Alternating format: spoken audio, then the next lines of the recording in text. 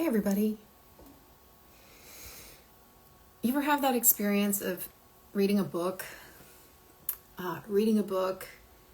and understanding it a certain way at the time that you read it, and then going back and revisiting it and having a much deeper take on it, or feeling like it resonates through you more profoundly? That's how I feel about this old chestnut that I read years ago by Napoleon Hill. Most people know Napoleon Hill from his world famous, super famous book, Think and Grow Rich, right? And of course, I'm very familiar with that one, but I'm talking about a lesser known book of his called Outwitting the Devil. It's a conversation between himself and what he calls the devil. Okay. And the first time I read it, I thought it was interesting, curiosity, and I enjoyed reading it, and it did speak to me at the time, but I had no idea how much more it was going to affect me at this level of awakening where I am now. And, we're always evolving, and we're continually deepening and coming closer back to the center of our being. And so, I think what's true resonates no matter when, no matter what, if it's true, because it resonates with what's true in us, what's real in us. So I've been revisiting that book, and there's something that he refers to repeatedly in the book. He calls it hypnotic rhythm, and he also talks about drifting. He says that the majority of people are caught up in hypnotic rhythm, and that they are drifting, and that this is what the devil, the character of the devil, wants to induce as a permanent state for humanity. And so I've really been kind of in awe at how I see this now, as opposed to how I saw it years ago when I first read the book. What he's describing it's not a like a psychological pattern. It is the condition of humanity itself, and it is the condition that we are now waking up from. Okay, so this is, I think, why it means so much to me right now. We have been living in a kind of trance, and what we're experiencing now is the beginning of waking up from that trance for many people, not everybody, and that's okay. This is it. We're not here to judge anybody. Everybody is on their own evolutionary arc. Everybody is taken care of. Everybody has their guidance. Everybody has their soul, their arc, their path. And, it's not going to be everybody's thing to wake up this time. It's fine. It's fine. Right? But if it's yours, if you are waking up now, that's because you're meant to, and that's great, and we don't have to worry about everybody else. This universe, the real universe, the natural organic universe, takes care of everyone. Everyone is taken care of, and we don't have to worry. We were ones who didn't wake up in previous cycles, and we're waking up now, right? Here we are. It's never too late. It's always when it's supposed to be. So what is this trance?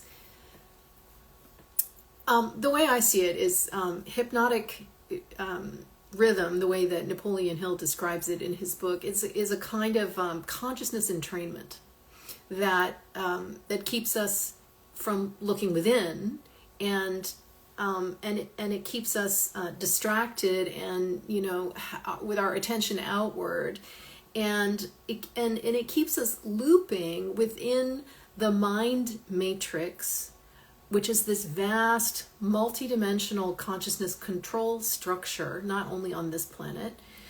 It's multidimensional. It is vast and pervasive, and the purpose of it is consciousness control. It's to unplug beings from source and plug them into itself. And we can observe the effects of that siphoning of our consciousness through repetition, right? Things are repeated, right? And we know that we learn from repetition, right? If you want to learn something, you have to repeat it until you got it, right? Then it enters into you. So that can be for good or for ill. So that repetition leads to belief and belief systems, and then, you know, it entrains habits, and those habits, when repeated, become our identity. And you know, we are taught to override our internal authority and look outward to external authority. And you know, we when we're entrained in this hypnotic rhythm, we become sort of numb and compliant, because we're effectively, you know, disconnected from that which is alive in us, truly alive and truly intelligent, which is our source intelligence through the heart. Okay, and it doesn't mean that it disappears. It can't ever, but it gets covered over. We get temporarily disconnected from it. And you know, Napoleon Hill describes drifting. And I remember the first time I read that book, I was like, "What is it?" I wasn't quite sure I was getting the concept, you know. But I think what he means is moving through life without conscious direction, and being influenced by fear and habit and suggestion on a subconscious level, rather than being connected to your own source intelligence and moving through life guided by that source intelligence. I'm not talking about, you know, a mental state of having a direction as in having a goal. I mean, that's better than drifting, but it doesn't mean that we're connected to our source intelligence. We can be driven by all kinds of unresolved energies in us that make us pursue things, but doesn't necessarily mean that it's, you know, in source alignment. But what I see now is that what he describes as drifting has really been structured into, reinforced, engineered into the very fabric of our reality. And the more I wake up, the more I realize with a kind of dismay and amazement that there is not one single area of life that has not been infiltrated by this kind of consciousness, and that we just really had no choice but to grow up inside it. And wow, what that has how that is filtered into our own consciousness, and over many generations into the DNA. Well, no wonder. And at the same time, wow, amazing that in spite of all of that hypnotic entrainment and drifting, that we are still waking up. So we get into a loop, okay? We get caught in loops in this mind matrix construct.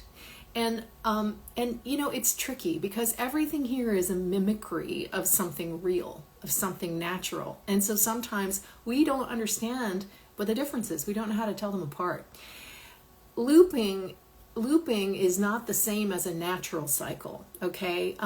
In the natural system, it's true that everything moves in cycles, right? We have inhaling and exhaling. We have growth and decay and renewal.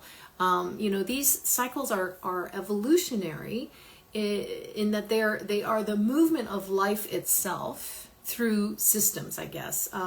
The movement, there is movement, there's integration, there is resolution, right? And it's a cycle that builds, right? It's life birthing new life through cycles of birth and death and rebirth, like the mantra Satanama, right? In yoga.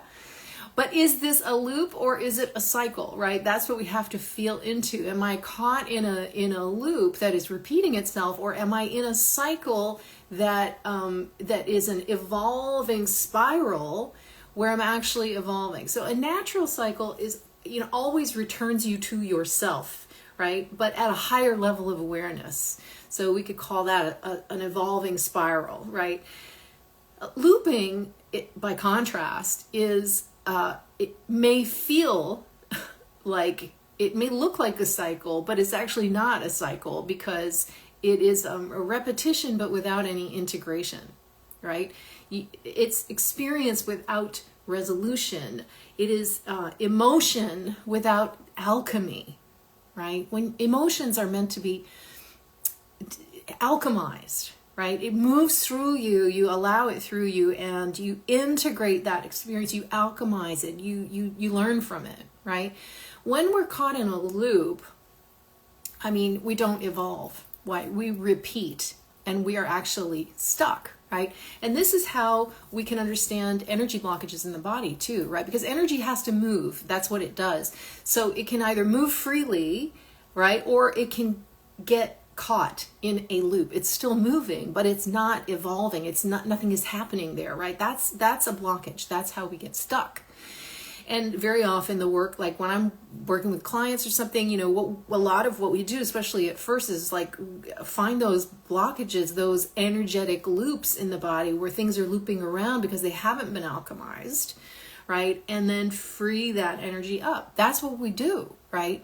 So, you can recognize where the loops are in your life in things like the same relationship pattern over and over and over, the same emotional triggers that get you every time, and you get caught in the same emotional loop. On the bigger scale, the same kind of societal conflicts that repeat across the generations, the same news cycles, the same outrage cycles, right? And it's the kind of thing that it drives you crazy, right? You're in a loop if you're frustrated, if it's driving you crazy, if you feel a sense of despair, like, how do I get out of this, right? That's a loop, okay? So I think we need to understand the difference between, something that goes around and around but doesn't grow, and a natural, cyclical, energetic movement that is natural. Well, I said natural. Anyway. So a loop may look like movement, but is actually containment. It's a form of containment. Natural cycles come from life itself, and looping comes from that which cannot create life, right? That's why it's a loop. So there's an inherent, in a cycle, there's an inherent life-giving energy that is pulsating and evolving that which it's moving through, whereas in a loop, there's no inherent life-giving energy, and so eventually it has to succumb to entropy, right? That's why you feel like you're dying inside it. If you've ever been in a relationship struggle or something like that, where the same patterns keep repeating, and you desperately want to evolve inside it, you want things to change and they never change, and you just feel like, I can't take it anymore, I'm dying in this, and you get out, right? That's how you're in a loop. It doesn't feel good. So the trance, right? The trance that we've been living in is not just passive. It has been looping us, okay? That's the purpose of that entrainment, right? Whether we call it mind control or, whatever we call it. The purpose of it is entrainment into a loop so that we don't evolve, right? Keeping us in cycles of fear, for example, keeping us in cycles of reactivity, keeping us from completing emotional processes, keeping us from looking within ourselves, constantly bringing us outside through distraction. Because once something completes itself, when something is alchemized, it releases energy, and this system is dependent on that energy staying unresolved. It's dependent on our ignorance of how it works. It's dependent on us staying helpless and disempowered and giving our energy to the system either through fear or repetitive emotional cycles, or through worship. Either way, we're still giving energy to the system because they've got both ends, right? They've got the dark and the light. We'll talk about that in a minute. So across traditions, there's always been this idea that we're not seeing clearly, right? That there's a veil over perception. Well, because it's true, right? That has been the state of things. Sometimes it's called Maya or illusion. Sometimes it's called amnesia, forgetting who we are. Sometimes it's called, the veil, or it could be called mind control, perceptual control, hypnotic rhythm, like Napoleon Hill says. When you're born into a system, you don't know it's a system. You think it's reality. And for all intents and purposes, it is reality. But that doesn't mean that it's natural. All right. And I think that is what we are starting to wake up to in the collective, what is this? Right? Whereas before we never even questioned it. Now you see a lot of people being like, what is this thing that we're in? What is this life? This is wonderful. I'm really glad to see that kind of questioning happen. So in Napoleon Hill's book, if you're just joining, I started off I launched into this topic because I've been rereading Napoleon Hill's well, it's not really a classic. I guess it's a classic if you're into the old chestnuts that are a little less known, but it's called Outwitting the Devil, and I'm revisiting that book now. And so he's got this conversation going with a personification that he calls the devil,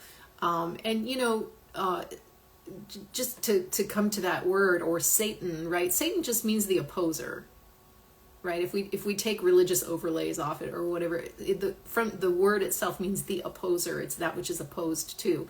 So, if we understand this not necessarily as a figure, but as a pattern of consciousness that is characterized by the inversion of truth, separation from source, parasitic relationships rather than generative. Well, it is a parasitic force rather than a generative force. It can't create, right? So it has to consume, and it has to be a parasite off of other things that do create.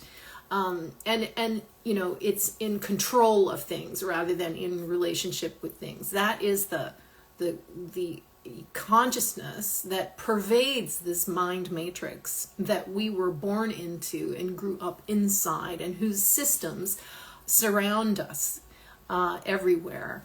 And because we were born into it, we come to think of it as normal, or we just assume that it's normal. But normal is not the same thing as natural. Something can be normalized. Something completely insane can be normalized, and we're seeing it all the time. Yeah, that's just normal. Doesn't mean it's natural. And so let's look at, I think we need to talk about natural versus synthetic polarities here. There are natural polarities in the universe, which we could call the organic light and the organic dark. I'm using the terms that George Kavasilis uses because I think he articulates this principle really well. And if we don't understand this principle, it's really easy to get confused by what's going on out there. At the foundation of the universe, light, which is the building block of our universe, moves in contrast. And I've talked about this a lot. How the sine wave, light as a sine wave, expansion, contraction, cresting, troughing, the light and the dark. This is not a conflict. It is contrasting expression in movement. And contrast calls forth its opposite so that something can be integrated. Okay, this is just alchemy. This is the natural way of evolution and how we grow in a natural way when we're not interfered with. You have an experience, you have grief. You go through grief, right?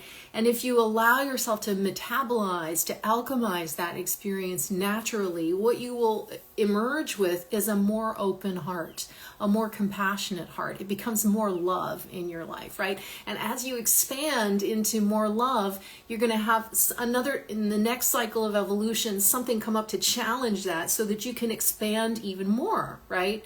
When we go through fear, we have to learn courage, right? And then courage enables us to dare more in life, to become bigger. And then that brings up other fears that were blocking us somehow, right? The loops that are stuck inside the energy field. This is the natural way of evolution, right? And it works by contrast, okay? So that's not good and bad. It's just, that's according to our preferences and our perception, but it is more rightly called contrasting expressions. And that is the engine, that natural polarity is the engine of natural evolution, okay? But we also have here in the mind matrix, synthetic polarity, which is engineered light and dark, okay? And because it's a mimicry, it looks very similar to the natural cycles of light and dark, which are the engine of real evolution, right? And so we can get confused. Synthetic polarity are like, cycles of suffering. You're okay for a while and then you go down into suffering, and then you're okay for a while and you go, right? Or numbing repetition that make us more dead than alive. This is when we have conflict but without resolution. We have opposition but we don't have integration. We have division, divisiveness with no return to center, right? It mimics the contrast, but actually removes the possibility of completion, of integration, of alchemizing the energy. So that's when we get caught in the loop, right? Yes. Live evil, right? That's the mirror image, right? So even what appears as light in this system is a kind of mimicry. It's something that feels elevated, but does not actually return you to coherence. It actually is stealing your energy.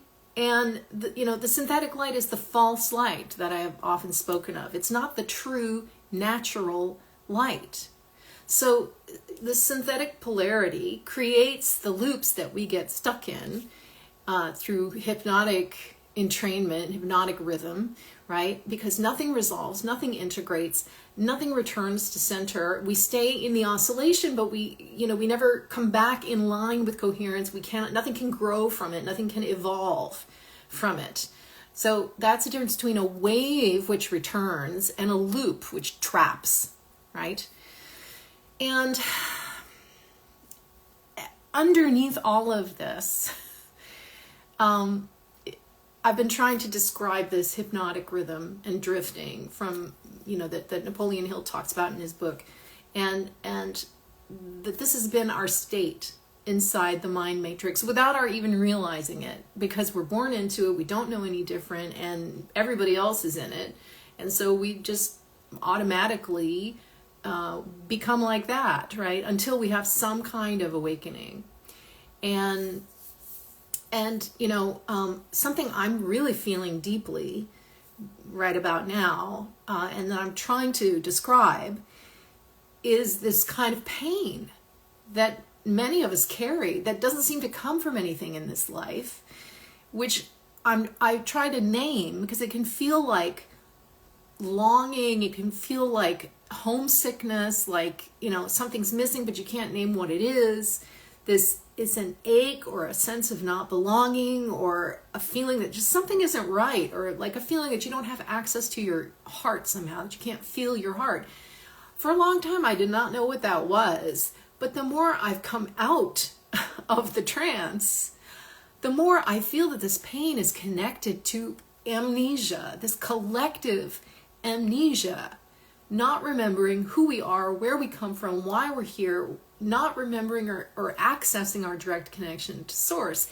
And even after you are effectively cut off from that and numbed through hypnotic rhythm and you are drifting, it's still there beneath the surface, way down. It's still there. This grief from not being able to remember something that you can't remember, and you can't remember why. I know that makes no sense, but I'm not asking you to think about it. I'm asking you to feel that. If you have that, I think a lot of human beings who are still human, who still have their hearts, who, have not totally surrendered to the mind matrix, feel that. It's what impels your spiritual search, right? It generates this feeling of dissatisfaction and discomfort. It's the Princess and the Pea. I love that story because she's up on top of all these mattresses. She's up on top of a dozen mattresses or something like that, and she can still feel this little tiny pea at the bottom of the first mattress, and she can't get comfortable, right? This is what it is. It is this grief of somehow deep down knowing that you have been cut off, and, that your consciousness is being controlled and your energy is being harvested when you are in your true nature a completely free and infinite being. And sooner or later you're not going to be able to tolerate that, right? You're going to have to wake up. So it's like, being cut off from your origin and not even knowing that you've been cut off.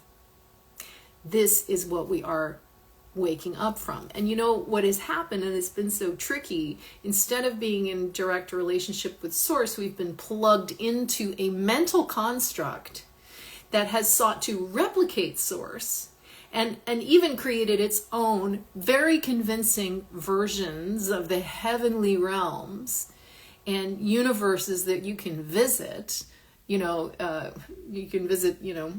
your consciousness, that are, that induce bliss states and, can be very stimulating and make you think that you're having a religious or a spiritual experience. But that doesn't mean that it's the real thing. This is what I discovered after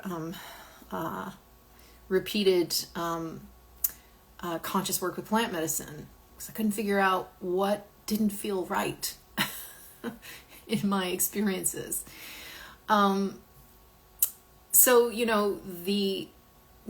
when you've been disconnected from source and you get plugged into the mimicry of source, right? The matrix as a substitute connection, that increases the feeling of that something's not right, You're still getting your identity from the outside of you. You're still looking for validation from outside. You're still trying to get meaning from outside. You're still not in communion with your heart. We've been plugged into this mind matrix through our pineal gland. And something in us has always known that this wasn't the real connection. That connection to source happens through the heart. And, it's always the part of you that remembers that calls you back to what is real. I know a lot of people don't like to hear that about the pineal gland because the pineal gland has been deified, right? And it can give you a lot of, technicolor, amazing experiences, but that doesn't mean that it's the natural experience. Just saying, right? The false light is part of the matrix. So we've got to get more sophisticated and we've got to get more discerning. As this trance begins to lift, we're not just seeing the distortion. We are seeing the distortion. Wild and wacky world, very dark, very shocking sometimes. And we begin to feel again. And I think that's how we're accessing, or why I'm accessing, I'll speak for myself, this feeling of, where have I been?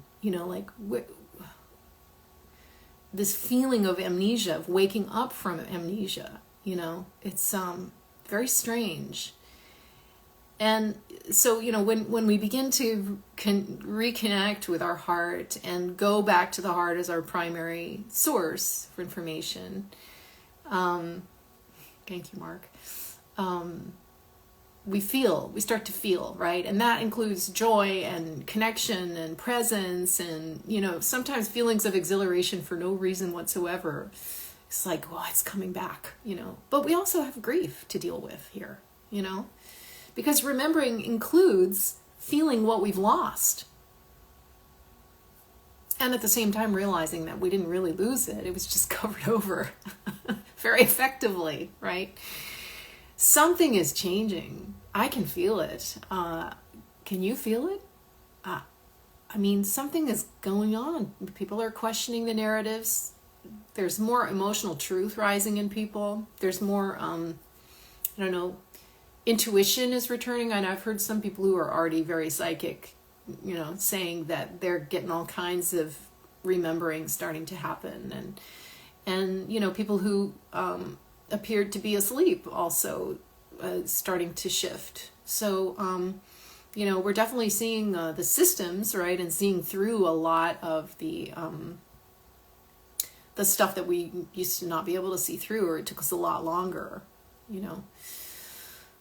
The trance only works when it's invisible. The moment you begin to see it, game over. It starts to lose its hold, right? So, in one of my programs that I created, I included an exercise which I called Remembering the Future. It's a future memory exercise because, when I was learning how to help people enter into the feeling states and the frequency, vibratory states that were necessary to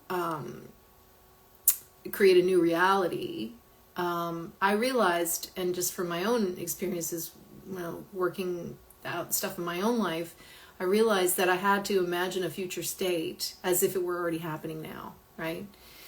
And we can all do that. We have that capacity to go into a different brainwave state and a different state of heart coherence, or enter into a state of heart coherence that entrains brain coherence with it. And literally that's how we shift the realities, So I've been imagining, not as fantasy, but as a remembering what it would be like, what it would feel like on Earth if we were no longer operating inside this mind matrix, if we were no longer being overlaid and imposed upon by this imperial structure that has fed off of us and the planet for so long that we don't know any different. I've been trying to imagine, okay, well, what if that were really to dissipate? What if that really is disappearing? And I know that it's not through wishful thinking that this happens. It comes from us. It's coming from us. It's coming from our awakening. It is one and the same. It is within our awakening. This new world is within us, right? And so we manifest timelines based on our attention, right? And of course the media wants you to manifest timelines of doom and fear. That's why they're always pumping that out there, right? If people just start ignoring that and instead begin to envision and to feel, most importantly, what it would be like to live on a planet where that is no longer the paradigm, what it would feel like if we were no longer operating within these loops and hypnotic rhythm, entrained to this synthetic polarity. Wow. I start with myself, and so here's my suggestion, that you start within yourself and you begin to imagine what your own inner state, like what it would be like if you could totally relax into your own heart and totally trust yourself and feel and believe that everything really is okay. Starting there, like acting as if you were totally safe, totally cared for, totally provided for, right? This is an amazing feeling. It's an amazing experience. And even if I can't hold on to it for very long, I have experienced it. I do know that feeling, right? And I know that it creates worlds. It creates realities, right? So we start with ourself, that grounded presence and emotional honesty with ourselves, you know, and trusting ourselves, trusting our inner being is guiding us. Right? And that we really are, no matter what's going on out there, that we really are more than safe, provided for, infinite and eternal beings. And just relax into your heart, right? And then, you know, we can extend that to imagining what it would be like in relationships, you know, where there's no manipulation, there's no performance, you're not trying to be anything anymore, you're just totally being yourself. There's no power games, there's no like, I have to get my needs met, you know, but just genuine connection, and you know, acknowledging that we come from wounded places and that there are sometimes parts of us that are trying to get something, and that we can help each other notice when that's happening so that we can let go of it, right? That's ethical relationship. And then that extends to systems, you know, that are built around life instead of built around extraction of our energy and resources. Systems that are built on simplicity rather than convolutedness and complicatedness, and transparency instead of secrecy, right? And then our relationship to the earth, you know, which then becomes one of listening and partnership and reverence, and then that brings you back to yourself, right? You're back with your own body, because the earth is us and we are her, you know. And then you're in a relationship with yourself again, you know. The further out you go, you always end up coming back to yourself, and you are enriched by the experience. That's the natural cycle, right? That's the one that expands your consciousness, your awareness, your sense of self as the prime creator being that you are, rather than an isolated fragment in a hostile universe. Which one do you want to live in? I mean, I know where I want to be.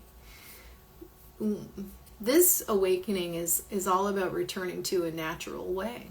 You know, we don't have to create this world from scratch. It's already there. We're returning to it as we return to ourselves, as we return to who we truly are. Then that world manifests because it's a reflection of us. It is an extension of us. You know, the natural intelligence of life is always, it could never be destroyed. No matter what they did, they could only overlay it, because that synthetic overlay, that imperial imposition, no matter how many millions of years it has been operating, and no matter how far it has gone out into this universe, this galaxy, other galaxies, whatever, wherever it is, it's still an overlay. It is still synthetic. No matter how complex it gets, it's just not the real thing. So it has a limited lifespan. And guess what? That lifespan is at an end here. Move on out. That's what's going on, right? So the trance is breaking. Not because we are fighting it, but because we're just remembering, and the whole realm is remembering, and the earth and her intelligence, her as Christus Sophia, her essence, the Magdalene frequency, it's rising up again. And you know, that's upsetting the dominant construct that has been dominant for so long, which looks like a mess, but ultimately it's heading someplace more balanced and more natural and humane. So the moment we begin to see this clearly and focus our attention on this outcome, we're creating it through us. We're no longer drifting. We're no longer in a hypnotic trance induced by the mind matrix. We're coming back to what's real, back to what's true, back to what is natural. And I truly feel that this is where we're going. So,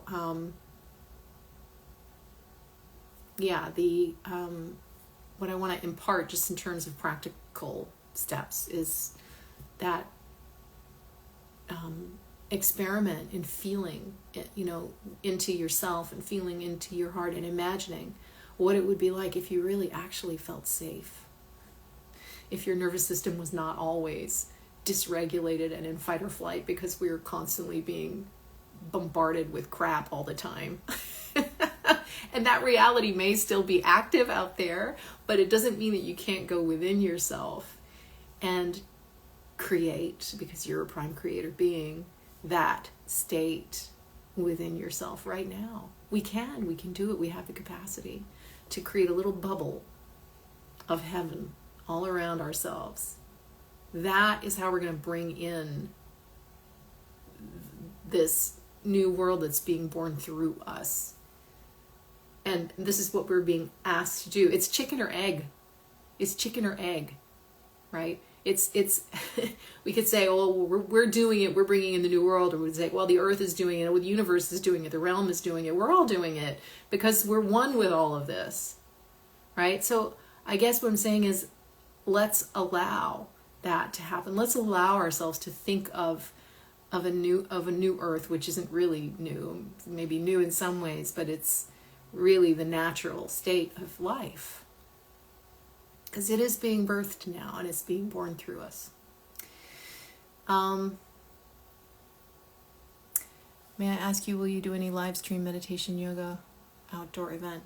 AJP, let me think about that. I appreciate the question. That's all I want to cover today. Thank you for your presence. Thanks for opening yourself up to what I share, and appreciate all of you. And see you again soon. Lots of love.